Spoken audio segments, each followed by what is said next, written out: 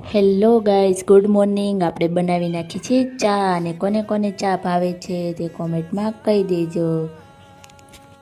મસ્ત ચા બની ગઈ છે અને આપણે ભરી લીધી છે કપમાં ચા.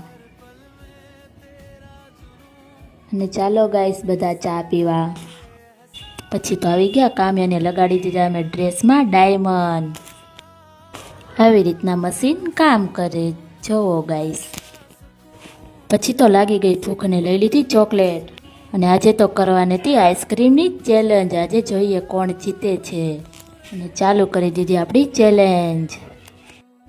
મેં કીધું આજ તો ઉપાડી જ નાખું. ફાઇનલી ગાઈઝ હું જીતી ગઈ છું અને સાહેબ હારી ગયા છે.